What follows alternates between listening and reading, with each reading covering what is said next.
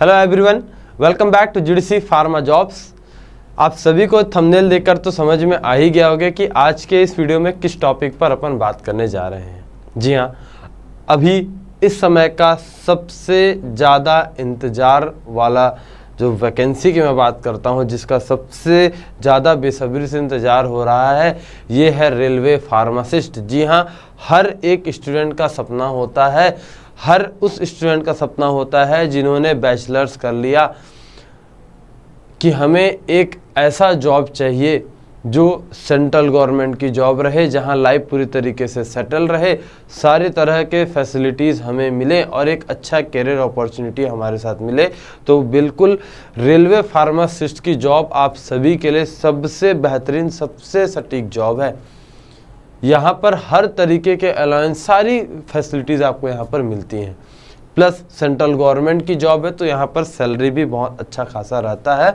और अभी हाल ही में नोटिफिकेशन, एक शॉर्ट नोटिफिकेशन आया था जिसमें आरआरबी ने बताया था कि जुलाई टू सितंबर के बीच में ये नोटिफिकेशन निकाल सकते हैं।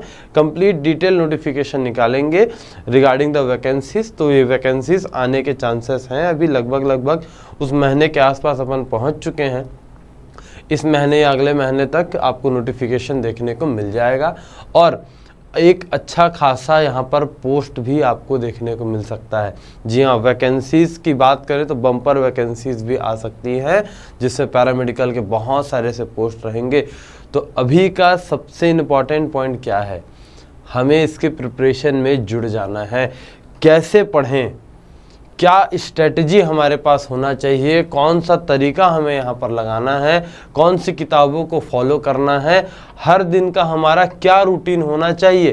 क्योंकि देखिए, एक बार में कुछ नहीं होता, आपको हर दिन एक एक सीढ़ी चढ़ना पड़ेगा, तभी जाकर आप इस पोस्ट को पा सकते हैं। और ये आप बिल्कुल इसे हल्के में मत लेना, क्योंकि अभी अगर आप आराम कर रहे होगे ना, आपके पीछे वो स्टूडेंट जो सोच के रखा है, जिसने टारगेट बना लिया है कि मुझे रेलवे फार्मासिस्ट में जाना है, वो स्टूडेंट अभी बैठकर पढ़ रहा होगा। वो इस वीडियो को देखकर पूरे तरीके से फॉलो करके एक एक स्ट्रेटेजी को वो पर्सन फॉलो करेगा जेन्युइनली, जिसे इस पोस्ट की ज़रूरत है। तो इस वीडियो को लास्ट तक ज़रूर से देखना। हो सकता है वीडियो थोड़ा सा लंबा जाए, लेकिन यहाँ पर सारी चीज़ें मैं आपको डिटेल में बताने जा रहा हूँ। सारे यहाँ पर ट्रिक्स आपको यहाँ पर बताऊँगा, स्ट्रेटजीज आपको यहाँ पर बताऊँगा, कौन सी चीज़ों को यहाँ पर आपको फॉलो करना है, अपना डेली रूटीन आपको कैसे बनाना है, ताकि आप हर दिन कुछ कुछ करके पढ़ते हुए चलेंगे। ऐसा बिल्कुल मत सोचना कि पोस्ट आएगा, नोटिफिकेशन आएगा, उसके बाद प्रिपरेशन चालू करेंगे, तब आप के पास पछताने के अलावा और कुछ नहीं बचेगा, क्योंकि समय बहुत कम रहेगा। आपको यहाँ पर फार्मा के साथ साथ नॉन फार्मा पार्ट्स को भी रेडी करना है। आप नहीं करोगे, कोई और कर जाएगा, चूक जाओगे। और ये भी ध्यान रखना, ये सेंट्रल गवर्नमेंट की जॉब है, कंपटीशन यहाँ पर बहुत हाई फाई रहेगा, बहुत ही हाई फाई रहेगा। कटअप भी बहुत अच्छा खासा जा सकता है और ऑल ओवर इंडिया के सभी कैंडिडेट्स यहाँ पर अप्लाई करेंगे। जिनका मास्टर्स हो गया है वो भी अप्लाई करेंगे, ये भी ध्यान रखना, ठीक है। मास्टर्स वाले करेंगे, बैचलर वाले करेंगे, डिप्लोमा के कैंडिडेट्स भी यहाँ पर अगर उन्हें एलिजिबल बनाता है तो वो भी यहाँ पर अप्लाई करेंगे। तो सोच कर देखो कितना टफ कंपटीशन हो जाएगा। आपको अपना प्रिपरेशन बिल्कुल ऊपर में रखना है, मतलब ऐसा कि आपको टॉप में आना पड़ेगा, तभी जाकर यहाँ आपको पोस्ट मिल पाएगी। चलिए वीडियो को शुरुआत करते हैं। यहाँ पर देखेंगे क्या कुछ आपका प्रिपरेशन तरीका रहेगा, लेकिन उसके पहले मैं आपको सिंपली एक दो नोटिफिकेशन यहाँ का बता देना चाहता हूँ। जैसे कि ये 2019 में रेलवे फार्मासिस्ट का पोस्ट आया हुआ था। फार्मासिस्ट ग्रेड 3 की पोस्ट थी, ठीक है। पे लेवल की मैं बात करता हूँ, यहाँ पर 7 था। एज पर 7 CPC की मैं बात करते हैं, पे लेवल यहाँ पर 5 था, ठीक है। और यहाँ पर आप सैलरी भी देख सकते हैं, सैलरी अच्छा खासा है। साथ ही साथ टोटल नंबर ऑफ वैकेंसीज की बात करें, 277 वैकेंसीज। जी हाँ, रेलवे के लिए 277 वैकेंसीज अभी तक। देखिए, बाकी अगर किसी स्टेट की बात करते हैं ना, तो बहुत ही गिनती में बहुत ही कम पोस्ट आते हैं। जैसे अभी तमिलनाडु का पोस्ट आया हुआ है ड्रग इंस्पेक्टर का, मात्र 15 पोस्ट आया हुआ है। ऐसे स्टेट लेवल पर बहुत कम ही पोस्ट आते हैं, लेकिन सेंट्रल लेवल पर इतनी अच्छी खासी पोस्ट आ रही है, तो कहीं ना कहीं आपको इसका प्रिपरेशन बहुत अच्छे तरीके से करना है। अब देखिए एक शॉर्ट नोटिफिकेशन इन्होंने जारी किया था जिसमें बोला गया जुलाई से सितंबर, मतलब अभी अपन उसी समय में हैं, जुलाई से सितंबर के बीच ये नोटिफिकेशन जारी करने जा रहे हैं पैरामेडिकल कैटेगरीज के लिए। ठीक है, तो ये चांसेस बन सकता है कि अच्छा खासा यहाँ पर भी पोस्ट हमें देखने को मिले। इस चैनल के साथ जुड़े रहना, जब भी इसके रिगार्डिंग किसी भी तरीके का नोटिफिकेशन आता है आपको सारा अपडेट मैं यहीं पर करवा दूंगा। ठीक है, चलो अब हल्का सा बात कर लेते हैं कि कैसे इसका प्रिपरेशन हो, इसका सिलेक्शन प्रोसीजर क्या है। पहले इन सारी चीज़ों को जानना हल्का सा ज़रूरी है हमारे। सिलेक्शन प्रोसीजर क्या है उस हिसाब से अपने को प्रिपरेशन करना है ना। पहले जानना है कि हम पढ़ कैसे किस लिए रहे हैं, वहाँ पर एग्ज़ाम पैटर्न क्या रहेगा, उस हिसाब से हमें अपने आप को प्रिपेयर करना है। यहाँ पर देखिएगा सिलेक्शन स्टेप में सबसे पहले आपको ऑनलाइन एग्जामिनेशन में बैठना पड़ेगा। पहला फेज़ क्या है जी, आपको ऑनलाइन एग्ज़ाम क्लियर करना पड़ेगा।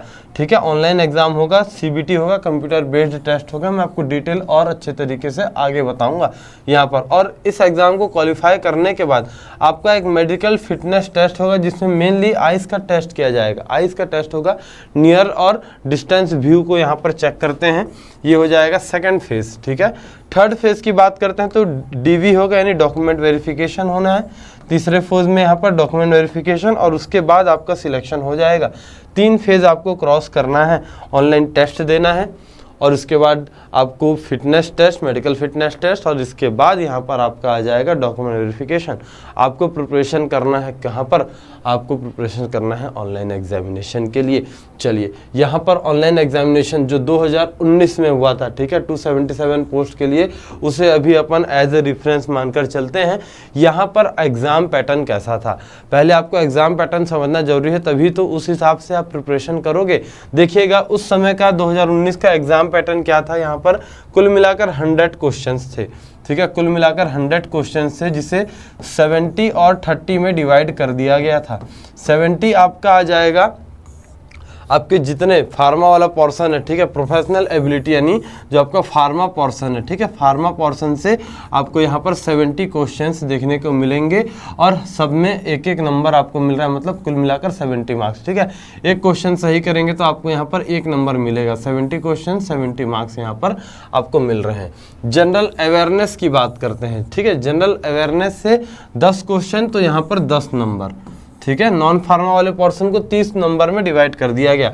जनरल अरिथमेटिक, ठीक है, यानी मैथ्स वाला portion, general intelligence and reasoning, ठीक है, रीजनिंग एप्टीट्यूड जो अपन बोलते हैं, तो यहाँ पर इस पोर्शन से भी 10 क्वेश्चन यहाँ पर आपके सामने और 10 मार्क्स यहाँ पर भी आपको मिल रहे हैं।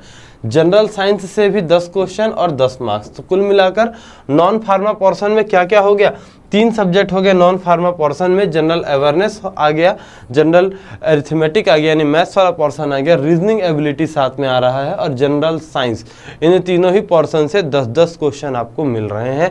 कुल मिलाकर 30 क्वेश्चन यहाँ से हो गए और 30 नंबर यहाँ से बन गया। ठीक है, 30 + 70 आपका हो गया 100 क्वेश्चंस और 100 नंबर यहाँ पर होने जा रहा है। ये ध्यान रख लेंगे। कुल मिलाकर 1.5 घंटे का एग्जाम रहेगा, 90 मिनट का समय आपको दिया जाएगा। और नेगेटिव मार्किंग की बात करते हैं तो नेगेटिव मार्किंग रहेगा 1/3, यानी अगर आप 3 क्वेश्चन गलत करते हैं तो आपका 1 नंबर कट हो जाएगा। ये ठीक है, ये एग्ज़ाम पैटर्न रहने जा रहा है। तो यहाँ पर देखिएगा फार्मा पोर्शन तो है ही, अगर आप ऐसा करते हो सिर्फ फार्मा पोर्शन करोगे 70 में कितना ही सही कर लोगे, मैक्सिमम चलो मानकर चलते 65 भी अगर कर लिए, और नॉन फार्मा में अगर गड़बड़ा गया 5 या 10 नंबर भी आ गया, 15 नंबर भी अगर आ जाता है तो यहाँ पर आपका स्कोर तो डाउन हो गया, यहाँ पर आपका स्कोर डाउन हो गया। यहाँ पर आपको ये टारगेट लेकर चलना है कि आपको 90 क्रॉस करना ही है। 90 भी मैं कम बोलूँ, 90 से 95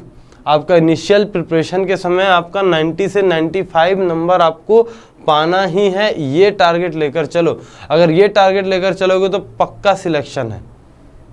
ठीक है, ये करना है अपने को। टारगेट हमेशा बड़ा सोचना। अगर सोच के चल रहे हो कि 80 आ जाएगा, 85 आ जाएगा तो हमारा क्वालिफाई हो जाएगा, हमको पोस्ट मिल जाएगा, अपने आप को भ्रम में मत रखो।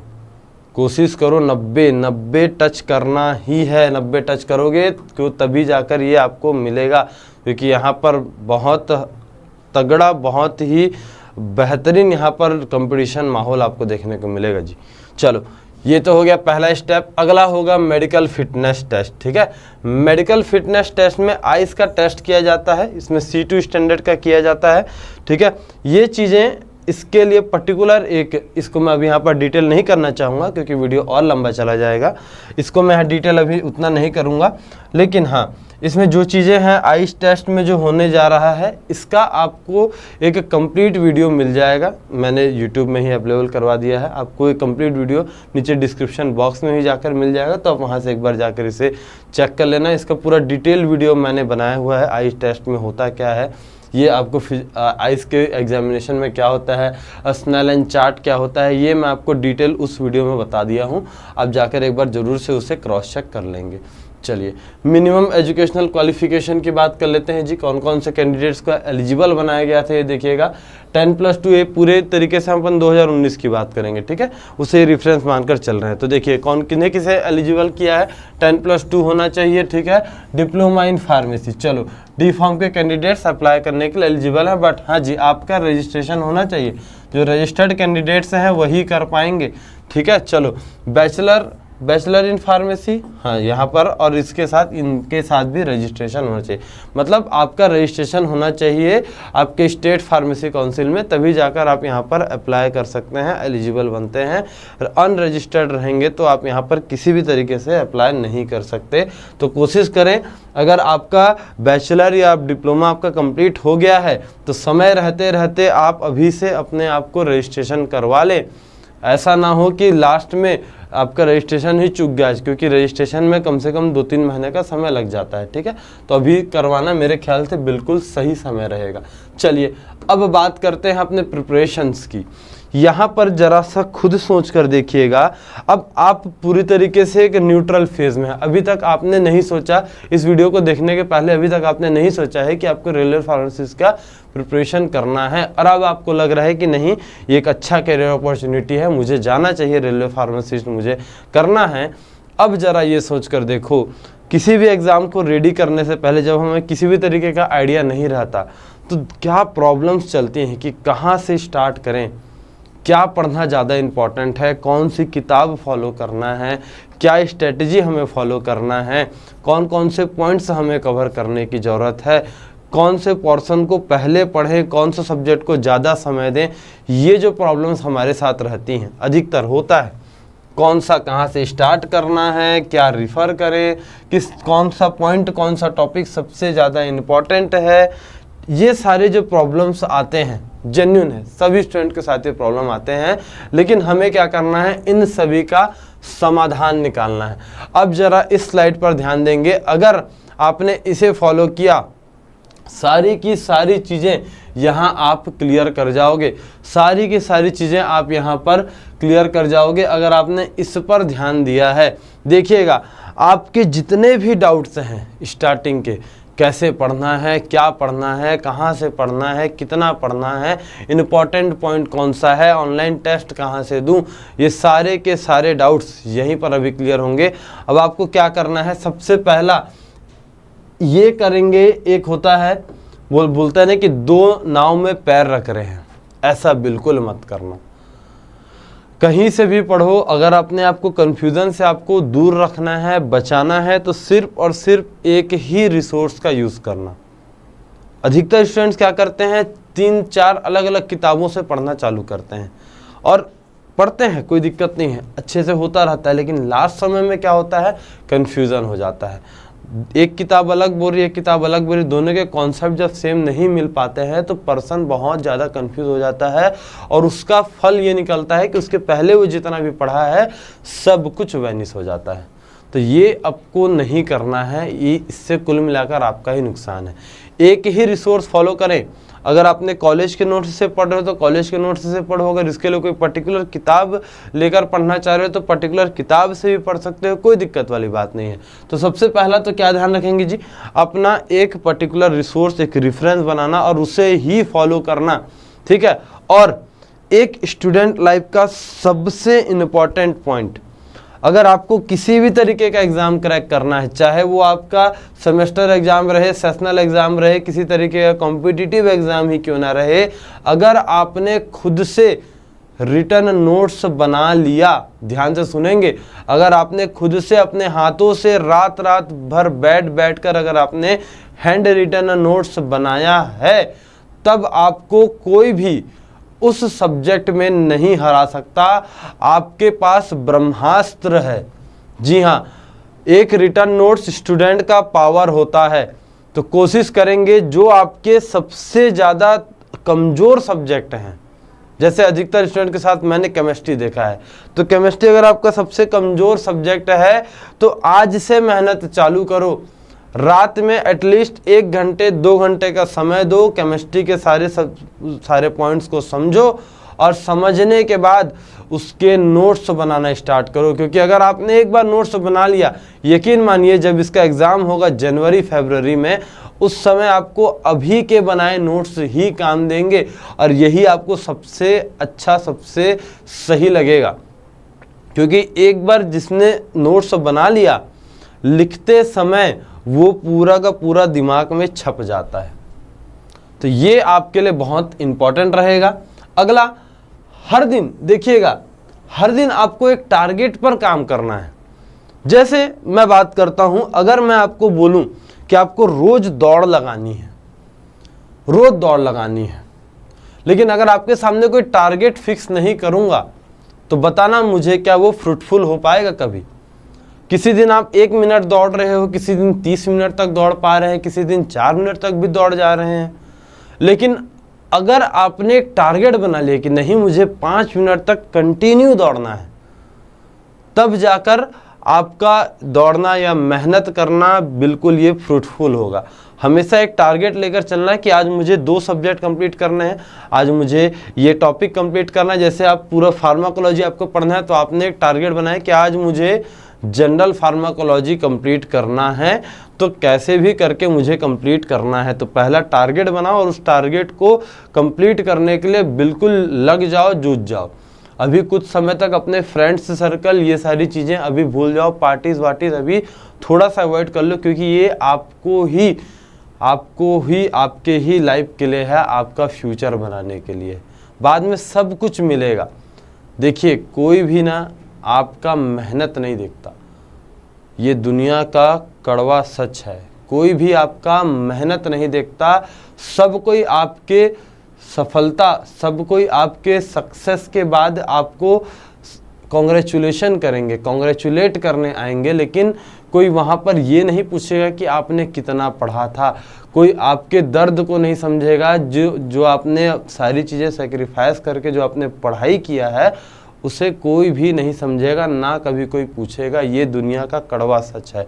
तो अपने आप को हर दिन आपको टारगेट रखना है, थोड़ा सा आपको कंफर्ट जोन से निकलकर अपने लिए मेहनत करना है, अपने परिवार वालों के लिए मेहनत करना है। अगला, जी हाँ, सबसे सही, इसके बिना आपका प्रिपरेशन अधूरा है। आप कितनों भी पढ़ लो, आप 1.5 घंटे में उस तरीके से, उस स्ट्रेटजी से एग्ज़ाम को नहीं क्वालिफाई कर पाओगे अगर आपने ये मिस किया। ध्यान देंगे, अगर आपने प्रैक्टिस नहीं की रेगुलर बेसिस पर, तो आपका जितना भी पढ़ना है सब व्यर्थ चला जाएगा।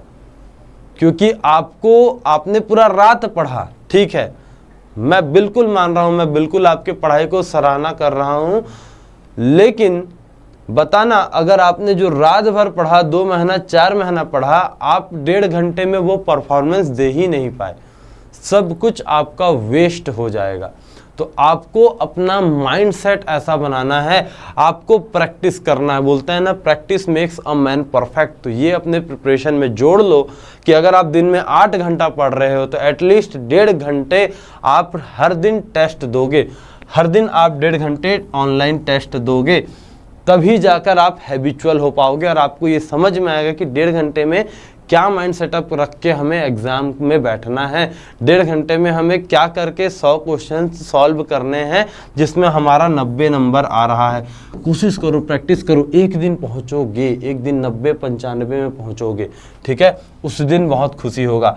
अगला, एग्ज़ाम तो आपने दे लिया, टेस्ट आपने दे लिया, टेस्ट दे के भागना नहीं है। कई बार ऐसा होता है, टेस्ट दिए, रात के 9 बजे टेस्ट लगाए, 9 से 10:30 बजे तक टेस्ट दिए थक गए, अब थोड़ा सा आलस आ गया, सो जाते हैं ना, बिल्कुल नहीं। 10:30 बजे के बाद अब आपको क्या करना है, एटलीस्ट आधे घंटे का समय अब आपको ये करना है कि उसमें से मानकर चलो आपका 60 क्वेश्चन सही हुआ, 40 गलत हो गया, 60 को आपने पढ़ लिया, इसके एक्सप्लेनेशन पढ़ लिए, लेकिन इन 60 के बजाय इन 40 पर आपको मेन फोकस करना है। ये 40 गलत क्यों हुआ? गलती सभी से होता है, लेकिन अगर आपने आज इसे एनालाइज नहीं किया इस 40 क्वेश्चन को, अगले दिन ये फिर से रिपीट होगा और फिर से रिपीट होगा, होता चला जाएगा, और ये आपको फलस्वरूप कहाँ पर मिलेगा जी? आपके वहाँ मेन एग्जाम में। तो इस नुकसान से बचो।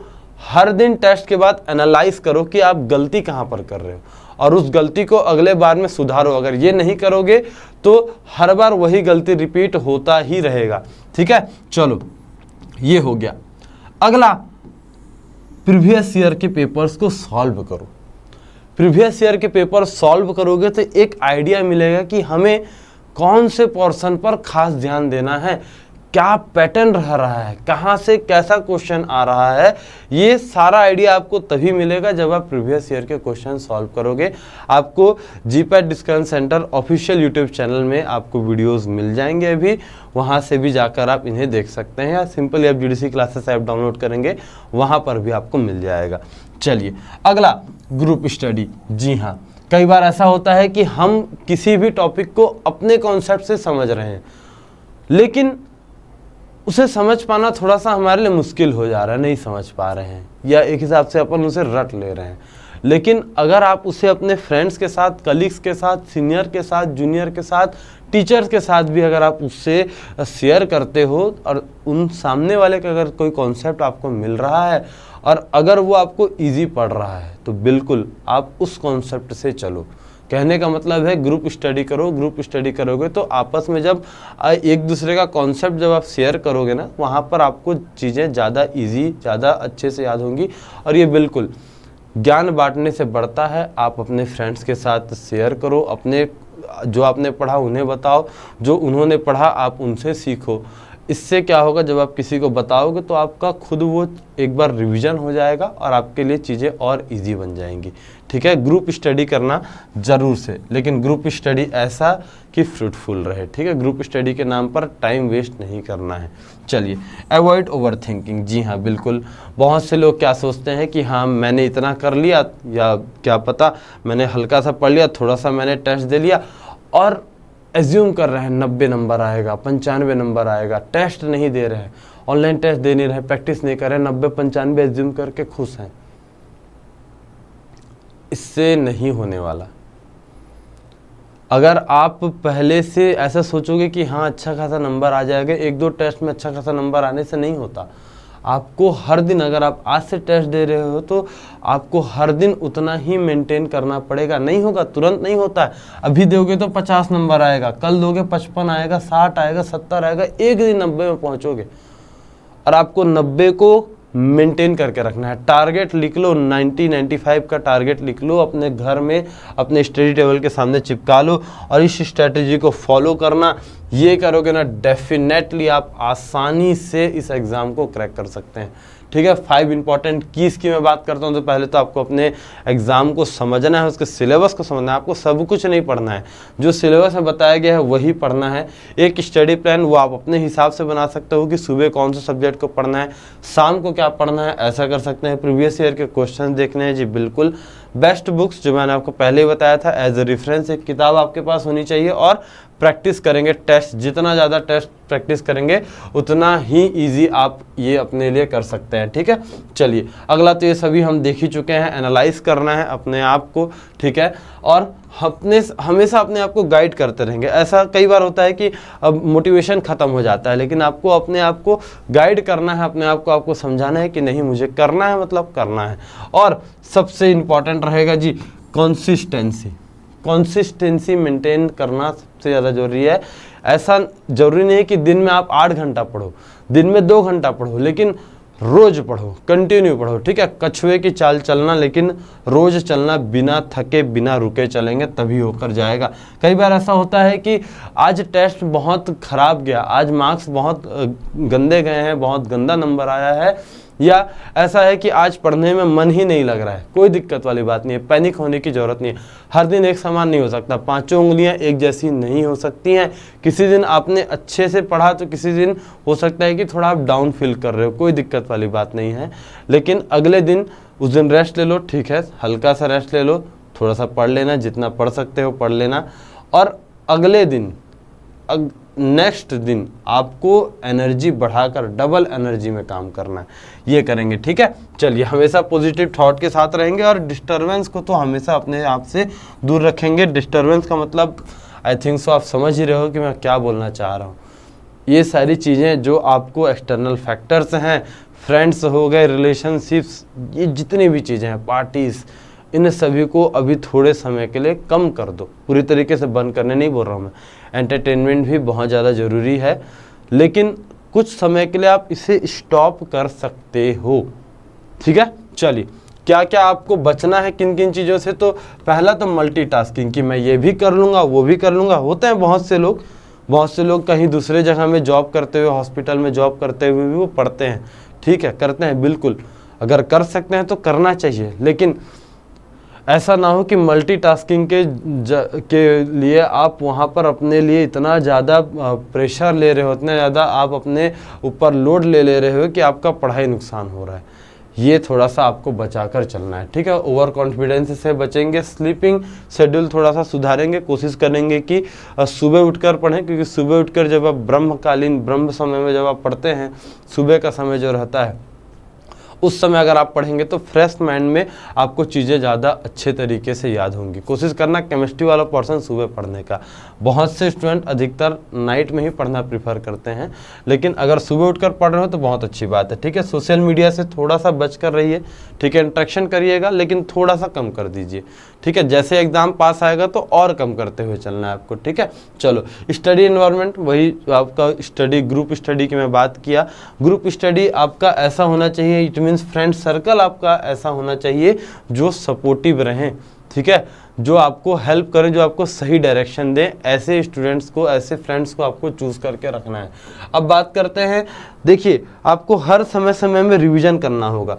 क्या करना है, जैसे पहला आपने पूरा एक हफ्ता पढ़ लिया, जब संडे आएगा तो संडे को आप क्या करो, रिवाइज करो। आपने पूरे हफ्ते में जो जो पढ़ा उसे आपको रिवीजन करना है। रिवीजन कैसे करना है, वही नोट्स से जो आपने बनाया है हफ्ते भर में, छोटे छोटे डेफिनेशंस हैं, उनको एक बार रिवाइज करो। मैकेनिज्म ऑफ एक्शन रिवीजन करना है, फार्माकोलॉजी से। ड्रग का टॉक्सिसिटी है, सिंड्रोम है, इसको रिवाइज करना। प्लांट और किस फैमिली से बिलोंग कर रहा है, आपका फार्माकोग्नोसी में जितने भी फ्लो चार्ट्स आ रहे हैं, जैसे एक्सिपिएंट्स के फ्लो चार्ट्स आ रहे हैं, इन सभी को आपको याद करना है, ठीक है। और समराइज करते हुए चलना, सारी चीज़ें अपने लिए समराइज करना। समराइज नहीं करोगे तो बाद में सब कुछ ऐसा फैल जाएगा, ठीक है। आपको सबको समराइज करते हुए करना है, तब जाकर आप इसे अच्छे तरीके से कर सकते हो और लंबे समय तक आपको याद हो जाएगा। चलो, एक कोशिश करते हैं, एक हल्का सा एक रूटीन आपको दे दें, ठीक है। ये रूटीन मैं अपने साइड से प्रोवाइड करवा रहा हूँ, वो डिपेंड करता है आपका कंफर्टेबल टाइम क्या है, उस हिसाब से आप आगे पीछे कर सकते हो। देखिएगा, जेन्युइन से अगर मैं बात करता हूँ तो सुबह आप उठ जाइए 6 बजे, ठीक है, और सुबह क्लासेस यहाँ पर अटेंड कर लीजिए, ठीक है। लाइव क्लासेस अटेंड कर लीजिए सुबह 7 से 8 बजे, जो यहाँ पर जीडीसी क्लासेस ऐप में चल रही हैं। इसके बाद आपको जो समय मिल रहा है उसमें आपको पहला तो प्रीवियस ईयर के क्वेश्चंस को देखने हैं, कैसा प्रीवियस ईयर का क्वेश्चन आया हुआ है वो आपको देखना है। और जो दोपहर का समय रहेगा उसमें आपको पढ़ना है थ्योरी, उसमें आप उसका पूरा थ्योरी पढ़ेंगे। और थ्योरी पढ़ने के बाद आपको टेस्ट लगाने हैं। शाम में फिर से क्लास होगा, 6 से 9 आपको फिर से क्लासेस यहाँ पर देखनी है। और जो आपने यहाँ पर टेस्ट लगाया है, अब इस टेस्ट को आपको एनालाइज करना है, मतलब इसका एक्सप्लेनेशन आपको देखना है, कहाँ पर आपसे चूक हुई है, कहाँ पर आपसे मिस्टेक हुआ है, ये आपको देखना है और उसका सुधार करना है इन 2 किताबों से। ये दो किताब आपके लिए बहुत ज़्यादा हेल्प होने जा रही हैं। एक है एट योर फिंगर टिप्स जो थ्योरी किताब है, और एक है यहाँ पर ऑब्जेक्टिव की, सेम है pharmacist at your finger tips, एक थ्योरी वाली बुक है और एक है ऑब्जेक्टिव बुक, पूरी तरीके से कलर्ड बुक है। और इसकी खासियत ये है कि यहाँ पर इन सभी एग्ज़ाम्स को, जैसे रेलवे फार्मासिस्ट, ये जितने इंपॉर्टेंट एग्ज़ाम्स हैं, इन सभी के क्वेश्चंस को यहाँ पर इंक्लूड किया गया है। जैसे मैं ऑब्जेक्टिव की बात करता हूँ तो ऑल ओवर इंडिया में जितने भी फार्मासिस्ट के एग्ज़ाम हैं, तकरीबन अभी तक 50-55 एग्ज़ाम हो चुके हैं, उन सभी के प्रीवियस ईयर के क्वेश्चंस यहाँ पर डाले गए हैं, टॉपिक वाइज उन्हें सेपरेट किया गया है। तो आपको एक आइडिया हो जाएगा कि कौन से टॉपिक से ज़्यादा क्वेश्चंस आ रहे हैं फार्मासिस्ट एग्ज़ाम में, ये आपके लिए बहुत इंपॉर्टेंट हो जाएगा। और साथ ही साथ उसका थ्योरी बुक भी पूरा उसी पैटर्न में डिज़ाइन किया गया है, ताकि आप थ्योरी के साथ साथ एमसीक्यूज दोनों ही कर सकें, और यही प्रिपरेशन का सही तरीका होता है। आप चाहे तो इस बैच से जाकर ज्वाइन भी हो सकते हैं। यहाँ पर क्लासेस स्टार्ट हो ही चुकी हैं, लाइव क्लासेस मिलती हैं, रिकॉर्डेड वीडियो लेक्चर्स हैं, online test series, previous year के सारे एमसीक्यूज यहाँ पर हैं, और ई नोट्स भी आपको मिल जाएगा। तो आप जाकर इस क्रैश कोर्स से भी ज्वाइन हो सकते हैं। चाहे तो जीडीसी क्लासेस ऐप आपको नीचे डिस्क्रिप्शन बॉक्स में इस कोर्स का लिंक भी प्रोवाइड करवा देंगे, तो वहाँ से जाकर आप चेक कर सकते हैं। अगला बात करते हैं आपका सिलेबस क्या था 2019 में, हल्का सा एक रिव्यू देख लेंगे। सिलेबस के लिए तो मैंने अलग से एक वीडियो बना ही दिया है, तो यहाँ पर आपको नीचे डिस्क्रिप्शन बॉक्स में सभी इंपॉर्टेंट वीडियोस के मैं लिंक प्रोवाइड करवा दूंगा, आप वहाँ से जाकर इन्हें चेक कर सकते हैं। देखिएगा यहाँ पर फार्मा सिलेबस में HAP आ रहा है, फार्मास्यूटिकल एनालिसिस, स्यूटिक्स, remedial biology, pharmaceutical inorganic chemistry, remedial maths आ गया, organic chemistry, biochemistry, pathophysiology, computer application आ रहा है, इन्वायरमेंटल साइंसेस, फिजिकल फार्मास्यूटिक्स। मतलब ये लगभग सारे सब्जेक्ट्स आ ही जा रहे हैं। देखते हैं अगला, microbiology, engineering, medicinal chemistry, pharmacology आ गया, कोग्नोसी एंड कोग्नोसियन फाइटोकेमिस्ट्री आ रहा है, industrial pharmacy, jurisprudence, herbal drug technology, biopharmaceutics, pharmacokinetics, pharmaceutical biotechnology, quality assurance and pharmacy practice. चलिए ये पूरा सिलेबस उधर का आ गया। इंडस्ट्रियल आपका आ गया, इंस्ट्रूमेंटल मेथड ऑफ एनालिसिस। अच्छा चलिए एनालिसिस वाला पोर्शन, NDDS आ गया, biostatics and research methodology, social and preventive pharmacy, मतलब कुछ यहाँ पर डिप्लोमा का पोर्शन भी जोड़ा गया है। फार्मा मैनेजमेंट, मार्केटिंग मैनेजमेंट आ गया यहाँ पर, regulatory science, pharmacovigilance, quality control, standardisation of herbs, computer aided drug design, स्कैड यानी आ गया, cell and molecular biology, cosmetic science, experimental pharmacology, advance instrumental technique and dietary supplements and nutraceuticals. चलिए जो आपका सिलेबस में है उसके अलावा भी आपको हल्का फुल्का 1-2 सब्जेक्ट देखने को मिल रहा हो, जैसे NDDS यहाँ पर हो गया है ना। तो इन सभी छोटे छोटे सब्जेक्ट से कम ही क्वेश्चन आपको देखने को मिल सकते हैं, ठीक है। तो ये पूरा सिलेबस ध्यान रखेंगे, इसका मैंने पर्टिकुलर एक वीडियो बनाया हुआ है, तो वहाँ से जाकर आप इसे देख सकते हैं। अगला यहाँ पर नॉन फार्मा की बात कर लें तो नॉन फार्मा में जनरल अरिथमेटिक में ये सारे टॉपिक्स यहाँ पर पर्टिकुलर टॉपिक लिख कर दिया गया, ठीक है। इन टॉपिक्स को आपको ध्यान देने की ज़रूरत है, इसका भी वीडियो आपको मिल जाएगा, परेशान होने की ज़रूरत नहीं है। जनरल इंटेलिजेंस की बात करते हैं तो यहाँ पर भी पूरा दिया हुआ है, जनरल इंटेलिजेंस में आपको क्या क्या पढ़ना है। जनरल अवेयरनेस और जनरल साइंस, जनरल अवेयरनेस में जितना इंडियन हिस्ट्री है, करंट अफेयर्स है, ये सभी आपको पढ़ने की ज़रूरत है। और जनरल साइंस में क्या बोला गया देखिएगा, physics, chemistry and life science up to 10th standard as per the CBSE सिलेबस। 10th स्टैंडर्ड के हिसाब से आपको ये पढ़ने की ज़रूरत है। फिजिक्स, केमिस्ट्री ये पूरा आपको यहाँ पर करना पड़ेगा जनरल साइंस के लिए, ठीक है। तो ये पूरा का पूरा वीडियो ये आपके लिए बहुत इंपॉर्टेंट रहेगा। एक बार अच्छे तरीके से जहाँ पर आपको डाउट जाएगा एक बार फिर से जाकर देखना। रिवीजन का जो स्ट्रेटजी बताया हूँ, प्रिपरेशन का जो स्ट्रेटजी बताया हूँ, उसे ज़रूर से फॉलो करना। बिल्कुल ये चीज़ें आपको हेल्प करेंगी ही करेंगी। चलिए होप सो, ये उम्मीद करता हूँ कि आपको ये वीडियो पसंद आया होगा, और अपने फ्रेंड्स तक भी इसे शेयर करना, उन्हें भी बताना है कि किस तरीके से आसान वे में हम प्रिपरेशन कर सकते हैं रेलवे फार्मासिस्ट के लिए। और ऐसे ही इंपॉर्टेंट वीडियोस के लिए जुड़े रहेंगे इस YouTube चैनल के साथ। Thank you all of you.